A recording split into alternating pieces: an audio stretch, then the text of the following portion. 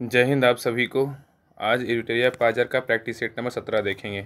इसके पहले का सारा सेट अपलोड हो चुका है, तो आप नहीं देखें जाके देखिए। सारा यूट्यूब पर अपलोड हो चुका है 1 से लेकर 16 तक। और इसका आज सेट नंबर 17 कंप्लीट करते हैं। बहुत ही अच्छा बुक, इसमें क्वेश्चन का लेवल जो है ना बहुत ही अच्छा डाला हुआ है। तो आप इसका प्रैक्टिस कीजिए, वीडियो देखिए, PDF पढ़िए। और इसका अगर आप टेस्ट देना चाहते हैं तो आप इसका टेस्ट भी होता है, इसका लिंक हम डिस्क्रिप्शन में डाल देंगे। टेस्ट का लिंक और इसका PDF का लिंक, दोनों का लिंक जो है हम डिस्क्रिप्शन में डाल देंगे, वहाँ से आप ज्वाइन कर लीजिए। या तो आप टेलीग्राम पे सर्च कीजिएगा राहुल स्टडी ग्रुप। देखिए यहाँ पे ऐसे लिखिएगा राहुल स्टडी ग्रुप, आपको मिल जाएगा। जो यूट्यूब चैनल का नाम है वही टेलीग्राम चैनल का नाम है, राहुल स्टडी ग्रुप सर्च कीजिएगा टेलीग्राम पे, आपको मिल जाएगा। वहाँ पे हम इसका सारा PDF 1 से लेकर 16 तक डाल चुके हैं। 17 का PDF आज वीडियो अपलोड होगा, उसके बाद शाम तक इसका टेस्ट होने के बाद इसका PDF डाला जाएगा उसमें। तो आप इससे वीडियो देखिए और PDF पढ़िए और उसके बाद टेस्ट दिए। इसके बाद बहुत ही तैयारी जो है ना एक लेवल की हो जाएगी। तो इसका सेट नंबर जो है 17 कंप्लीट करते हैं। तो इसका क्वेश्चन का लेवल ही बहुत अच्छा है, तो इसका क्वेश्चन ध्यान से देखिए और इसका कंटेंट पे ध्यान दीजिए और मेरा बात पे ध्यान दीजिए। तो क्वेश्चन नंबर 1 है, बोल रहा है क्वेश्चन नंबर 1 क्या है। इसका वीडियो कैसा लगा अंत में बताइएगा। वीडियो शुरू से लेकर लास्ट तक देखिए और वीडियो कैसा लगा ज़रूर कमेंट सेक्शन में बताइए। और नहीं आप चैनल को सब्सक्राइब किए, चैनल को सब्सक्राइब जरूर कीजिए और शेयर और लाइक ज़रूर कीजिए। तो क्वेश्चन नंबर 1 कंप्लीट करते हैं और इसका टेस्ट जरूर दीजिए। टेस्ट यहाँ पे वीडियो देखने के बाद अगर आप टेस्ट देना चाहते हैं तो 6:30 बजे, शाम में 6:30 बजे डेली टेस्ट होता है, तो आप टेस्ट में पार्टिसिपेट कीजिए। तो क्वेश्चन नंबर 1 है, क्वेश्चन का लेवल ही बहुत अच्छा है। तो क्वेश्चन नंबर 1 से लेकर 50 तक कंप्लीट करते हैं। ऐसा लास्ट में जो इंपॉर्टेंट तथ्य भी दिया रहता है उसको भी देखेंगे। तो चलिए इसका आंसर लास्ट में बताइए कि कितना आपका आंसर सही हुआ है। कमेंट करके ज़रूर बताइए कितना आंसर आपका सही हुआ है।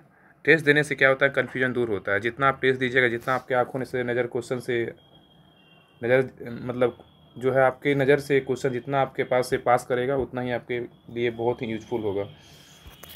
तो क्वेश्चन नंबर 1 है सेट नंबर 17 का। क्वेश्चन नंबर 1 बोल रहा है कि निम्नलिखित में से कौन सा राज्य पड़ोसी देश भूटान के साथ सीमा साझा करता है। क्वेश्चन नंबर 1 बोल रहा है कि निम्नलिखित में से कौन सा राज्य पड़ोसी देश भूटान के साथ सीमा साझा करता है। तो एक का राइट आंसर होगा ऑप्शन नंबर डी। असम करता है, अरुणाचल प्रदेश करता है, पश्चिम बंगाल करता है। तीनों करता है, असम, पश्चिम बंगाल, अरुणाचल प्रदेश। क्वेश्चन नंबर 2 पे आइए, बोल रहा है अरावली पहाड़ी के पश्चिम छोर से निम्न में से कौन सी नदी निकलती है। अरावली पहाड़ी के पश्चिम छोर से निम्नलिखित में से कौन सी नदी निकलती है। तो 2 का राइट आंसर होगा ऑप्शन नंबर डी। ए और बी दोनों है, लूनी भी है और माही भी है। नेक्स्ट है सैंडल पीक अवस्थित है। सैंडल पीक कहाँ अवस्थित है। तो 3 का राइट आंसर होगा ऑप्शन नंबर बी, उत्तरी अंडमान में सैंडल पीक अवस्थित है। क्वेश्चन नंबर 4 है, दिए गए विकल्पों में से कौन कृष्णा की सहायक नदी नहीं है। दिए गए विकल्पों में से कौन जो है कृष्णा की सहायक नदी नहीं है। तो पेनगंगा 4 का राइट आंसर होगा ऑप्शन नंबर डी। पेनगंगा नहीं है, लेकिन पंचगंगा है, अमरावती है, मूसी है। तो अमरावती, मूसी, पंचगंगा जो है कृष्णा की सहायक नदियां हैं। नेक्स्ट क्वेश्चन नंबर 5 है कि भारत में किस क्षेत्र में अत्यधिक आसिंचित खेती की जाती है। तो 5 का आंसर बताइए। बोल रहा है भारत में किस क्षेत्र में अत्यधिक असिंचित खेती की जाती है। तो 5 का राइट आंसर होगा ऑप्शन नंबर सी, दक्कन का पठार। नेक्स्ट है उत्तरी मैदानों में चलने वाले गर्म और शुष्क हवाएं जो पंजाब से लेकर बिहार तक दिल्ली से पटना के बीच तीव्र होती है, क्या कहलाती है। कौन सा है। उत्तरी मैदानों से चलने वाली गर्म तथा शुष्क हवाएं जो पंजाब से लेकर बिहार तथा दिल्ली से पटना के बीच तीव्र होती है, क्या कहलाती है। तो 6 का राइट आंसर होगा ऑप्शन नंबर डी, लू कहते हैं, लू। नेक्स्ट है क्वेश्चन नंबर 7 है कि निम्नलिखित में से कौन सी विशेषताएं विकासशील या विकसित देशों में समान नहीं होती है। निम्नलिखित में से कौन सी विशेषताएं विकासशील या विकसित देशों के समान नहीं होती है। तो 7 का राइट आंसर क्या होगा। 7 का राइट आंसर होगा ऑप्शन नंबर बी, तकनीकी उन्नति नहीं होती है लेकिन उत्पादकता के निम्न स्तर होता है, निम्न प्रति व्यक्ति सकल राष्ट्रीय उत्पाद होता है और पूंजी की कमी ये भी होता है। नेक्स्ट है जीएसटी किस प्रकार का कर है। बताइए जीएसटी किस प्रकार का कर है। तो 8 का राइट आंसर होगा ऑप्शन नंबर ए, जीएसटी जो है एक अप्रत्यक्ष कर है। नेक्स्ट है सार्वजनिक क्षेत्र में विनिवेश को क्या कहते हैं। सार्वजनिक क्षेत्र में विनिवेश को क्या कहते हैं। तो 9 का राइट आंसर होगा ऑप्शन नंबर ए, निजीकरण कहते हैं। सार्वजनिक क्षेत्र में विनिवेश को क्या कहते हैं। तो निजीकरण कहते हैं। क्वेश्चन नंबर बताइएगा 10 का आंसर क्या होगा। तो आय और बोल रहा है क्वेश्चन कि आय और उपभोग में किस प्रकार का संबंध है। बताइए कि आय और उपभोग में किस प्रकार का संबंध होगा। तो 10 का राइट आंसर होगा ऑप्शन नंबर सी, प्रत्यक्ष संबंध होगा। आय और उपभोग में किस प्रकार का संबंध है। तो प्रत्यक्ष संबंध है। क्वेश्चन नंबर 11 पे आइए। क्वेश्चन नंबर 11 का बात करें तो बोल रहा है निम्नलिखित में से कौन से घटक जलवायु परिवर्तन का मुख्य कारण है। बताइए इसका आंसर क्या होगा। क्वेश्चन बोल रहा है कि निम्नलिखित में से कौन से घटक जलवायु परिवर्तन का मुख्य कारण है। तो 11 का राइट आंसर होगा ऑप्शन नंबर डी, इनमें से सभी है। प्रदूषण है, ओजोन क्षरण है, ग्रीन हाउस गैस है। नेक्स्ट है क्योटो प्रोटोकॉल, क्वेश्चन का लेवल देख रहे हैं कितना इंपॉर्टेंट है, बहुत ही इंपॉर्टेंट क्वेश्चन, इसमें हर क्वेश्चन डाला गया है एरिटेरिया पाजर का बुक में, हर एक क्वेश्चन डाला गया इंपॉर्टेंट क्वेश्चन है। तो इस क्वेश्चन को ध्यान से देखिए और इसको रिवीजन कीजिए। क्वेश्चन नंबर 12 बोल रहा है ना कि क्योटो प्रोटोकॉल को किस वर्ष UNFCCC द्वारा स्वीकार किया गया था। क्योटो प्रोटोकॉल को किस वर्ष UNFCCC द्वारा स्वीकार किया गया था। तो 12 का राइट आंसर होगा ऑप्शन नंबर ए, 1997 में स्वीकार किया गया था। नेक्स्ट है निम्नलिखित प्रश्नों को सही सुमेलित करें, इसमें है तो इस 13 का राइट आंसर क्या होगा, 13 का राइट आंसर होगा ऑप्शन नंबर सी होगा। तो सिमलीपाल राष्ट्रीय उद्यान कहाँ है, तो उड़ीसा में है, ये सही है। सिमलीपाल कहाँ, उड़ीसा हो जाएगा। गिर राष्ट्रीय उद्यान कहाँ है, तो गिर हो जाएगा, गी से ग से गिर, ग से गुजरात हो जाएगा। और जिम कॉर्बेट राष्ट्रीय उद्यान कहाँ है, जिम कॉर्बेट राष्ट्रीय उद्यान है उत्तराखंड। और सरिस्का राष्ट्रीय उद्यान कहाँ है, तो राजस्थान में, सरिस्का राष्ट्रीय उद्यान कहाँ है, राजस्थान में। क्वेश्चन नंबर 14 बोल रहा है सतफल किसमें विकसित होता है, बताइए इसका आंसर क्या होगा। सतफल ट्रू फ्रूट किसमें विकसित होता है, तो सतफल का जो विकसित होता है ना वो होता है, 14 का राइट आंसर का ऑप्शन नंबर सी, अंडाशय में होता है। सतफल का बात करें तो अंडाशय में होता है, सतफल का बात करें तो बीजांड में होता है। क्वेश्चन नंबर 15 बोल रहा है कि कॉड सिल्वर तेल मुख्य रूप से किससे संबंधित है, बताइएगा कि कॉड लीवर तेल मुख्य रूप से किससे संबंधित है। कॉड लीवर तेल मुख्य रूप से किससे संबंधित है, तो 15 का राइट आंसर क्या होगा, ऑप्शन नंबर ए होगा, विटामिन डी से संबंधित है कॉड लीवर।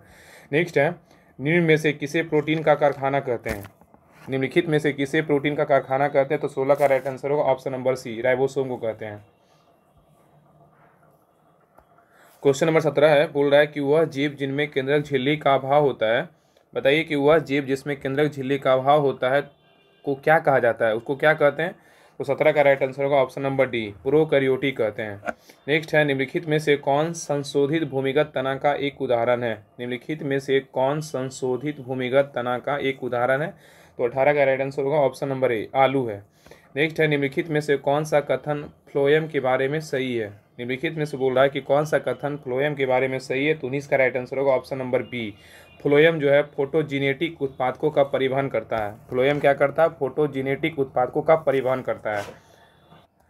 क्वेश्चन नंबर 20 पे आइए। 20 नंबर क्वेश्चन बोल रहा है स्थलीय हरे पौधे की पत्तियां से कितनी मात्रा उपलब्ध और सौर ऊर्जा को खाद्य ऊर्जा में परिवर्तित किया जाता है।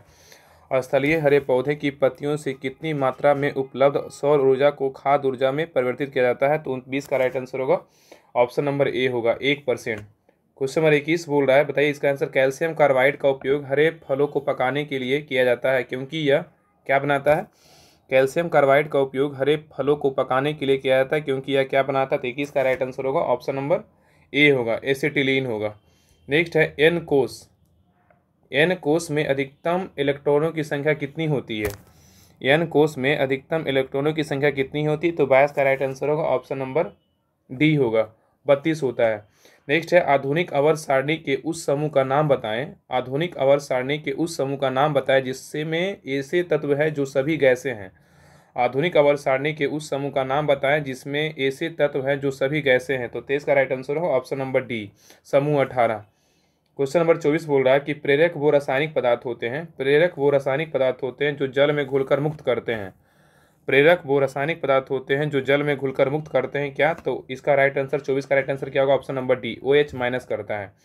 नेक्स्ट क्वेश्चन नंबर 25 बोल रहा है कि स्थितिज ऊर्जा के प्रबंधन में निम्न में से कौन सा कथन सही नहीं है। स्थितिज ऊर्जा के प्रबंधन में निम्न में से कौन सा कथन सही नहीं, तो 25 का राइट आंसर होगा ऑप्शन नंबर डी, सभी गलत है, सभी क्या है, असत्य है। तो इसका देखते हैं क्या सही होगा। स्थितिज ऊर्जा क्रियाशील ऊर्जा होती है, नहीं, क्रियाशील ऊर्जा नहीं होती है, यहाँ पे नहीं होगा। स्थितिज ऊर्जा क्रियाशील ऊर्जा नहीं होती, तब जाके सही होगा। ऊंचाई में परिवर्तन होने पे स्थितिज ऊर्जा में परिवर्तन नहीं होता, नहीं होता है परिवर्तन, तब सही होगा, यहाँ पे नहीं दिया इसलिए गलत है। स्थितिज ऊर्जा संचित ऊर्जा नहीं है, स्थितिज ऊर्जा संचित ऊर्जा होती है, यहाँ पे नहीं दिया इसलिए गलत है। यहाँ पे क्या होगा, स्थितिज ऊर्जा संचित ऊर्जा होती है, तब जाके सही होगा। क्वेश्चन नंबर 26 बोल रहा है कि निम्न में से कौन सी तरंग अनुप्रस्थ तरंग नहीं है, तो ये कौन सी तरंग अनुप्रस्थ तरंग नहीं है, तो 26 का राइट आंसर होगा ऑप्शन नंबर डी, सर्पिलाकार स्प्रिंग में उत्पन्न तरंग है जो अनुप्रस्थ तरंग नहीं है। लेकिन अनुप्रस्थ तरंग कौन कौन है, स्थिर जल में पत्थर फेंकने पर उत्पन्न तरंग अनुप्रस्थ तरंग है, भूकंपीय तरंगों में एस तरंगे अनुप्रस्थ तरंग है, डोरो युक्त यंत्रों में उत्पन्न तरंगे सितार गिटार बीना, ये सभी अनुप्रस्थ तरंग है। तो ए बी सी अनुप्रस्थ तरंग है, लेकिन सर्पिलाकार स्प्रिंग में उत्पन्न तरंगे अनुप्रस्थ तरंग नहीं है। क्वेश्चन नंबर 27 बोल रहा है कि भारत का प्रथम निर्यात उपयोगीकरण क्षेत्र EPZ का सृजन हुआ था कहाँ, तो 27 का राइट आंसर क्या होगा? ऑप्शन नंबर ए, कांडलाम हुआ था। नेक्स्ट है, भारत में पंचवर्षीय योजनाओं का प्रमुख उद्देश्य है। भारत में पंचवर्षीय योजनाओं का प्रमुख उद्देश्य क्या है? तो 28 का राइट आंसर होगा ऑप्शन नंबर बी, स्वावलंबन एवं विदेशी सहायता पर निर्भरता कम करना। नेक्स्ट है, भारतीय चारागाह एवं चारा अनुसंधान संस्थान स्थित है। भारतीय चारागाह एवं चारा अनुसंधान संस्थान कहाँ है? तो 29 का राइट आंसर होगा ऑप्शन नंबर सी, चारा से क्या लगता है? झांस लगता है, तो झांसी में स्थित है। क्वेश्चन नंबर 30 बोल रहा है, संविधान के किस अनुच्छेद के अंतर्गत किसी व्यक्ति को विदेश यात्रा के अधिकार को संरक्षण प्रदान करता है? क्वेश्चन 30 बोल रहा है कि संविधान के किस अनुच्छेद के अंतर्गत किसी व्यक्ति को विदेश यात्रा के अधिकार को संरक्षण प्रदान करता है? तो 30 का राइट आंसर होगा ऑप्शन नंबर बी, अनुच्छेद 21। नेक्स्ट क्वेश्चन पे आइए, यहाँ पे कुछ और इंपॉर्टेंट अनुच्छेद दिया है। तो अनुच्छेद 15 में क्या है? तो अनुच्छेद 15 में जो है क्या है? तो इसमें 15 में जाति, धर्म, जाति, लिंग, मूलवंश आदि का वर्णन है। अनुच्छेद 15 का बात करें तो धर्म, जाति, लिंग, मूलवंश जाति का वर्णन है। अनुच्छेद 18 का बात करें, अनुच्छेद 18 में क्या है? तो उपाधियों का अंत है। अनुच्छेद 18 में क्या है? उपाधियों का अंत है। अनुच्छेद 19 में क्या है? तो वाक की स्वतंत्रता है, बोलने की आज़ादी अनुच्छेद 19 में है। तो क्वेश्चन नंबर आइए 31 पे। क्वेश्चन नंबर 31 बोल रहा है कि सेवा के अधिकार की अवधारणा सर्वप्रथम किस देश में प्रारंभ हुई है? सेवा के अधिकार की अवधारणा सर्वप्रथम किस देश में प्रारंभ हुई है? तो 31 का राइट आंसर होगा ऑप्शन नंबर ए, ब्रिटेन में हुआ है। नेक्स्ट है, भारत के राष्ट्रपति अपने शक्तियों का प्रयोग करते हैं, किसके द्वारा? तो 32 का राइट आंसर होगा ऑप्शन नंबर बी, सीधे अथवा अपने अधीनस्थ अधिकारियों द्वारा अपने शक्ति का प्रयोग करते हैं भारत के राष्ट्रपति। नेक्स्ट है, 33 नंबर है, निम्नलिखित में से कौन एक गैर संवैधानिक निकाय है? निम्नलिखित में से कौन एक गैर संवैधानिक निकाय है? 33 का राइट आंसर क्या होगा? ऑप्शन नंबर सी, 1, 3, 4 जो क्या है? गैर संवैधानिक निकाय है। राष्ट्रीय मानवाधिकार आयोग गैर संवैधानिक निकाय है, इसके बाद केंद्रीय अन्वेषण ब्यूरो गैर संवैधानिक है, और लोकपाल गैर संवैधानिक। ये सभी तीनों का जो है संविधान में चर्चा नहीं किया गया, लेकिन वित्त आयोग का चर्चा 280 में बताई है, ये संवैधानिक निकाय है। नेक्स्ट है, 34 नंबर है, जनसंख्या नियंत्रण एवं परिवार नियोजन संविधान के 7वें अनुसूची के किस अनुसूची का विषय है? जनसंख्या नियंत्रण एवं परिवार नियोजन संविधान के 7वें अनुसूची के किस सूची का विषय है? तो 34 का राइट आंसर होगा ऑप्शन नंबर सी, समवर्ती सूची का विषय है।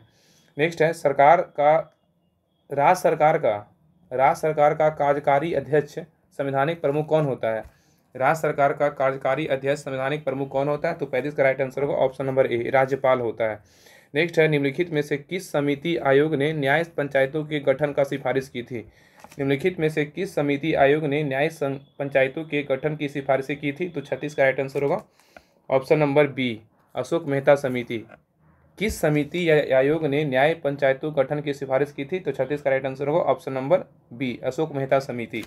इसमें है, मिलान कीजिए, संवैधानिक प्रावधान दिया हुआ है और स्रोत दिया हुआ है, तो कौन सा प्रावधान किस देश से लिया गया है? तो 37 का राइट आंसर होगा ऑप्शन नंबर ए, तो मंत्रिमंडल सरकार ब्रिटेन से लिया गया है, केंद्र राज्य संबंध कनाडा से लिया गया है, और इसमें आपात दुबन जर्मनी से लिया गया है, मूल अधिकार अमेरिका से लिया गया है। तो मंत्रिमंडल सरकार कहाँ से लिया गया? ब्रिटेन से लिया गया है, केंद्र राज्य संबंध कनाडा से लिया गया, आपात दुबन जर्मनी से लिया गया, मूल अधिकार अमेरिका से लिया गया है।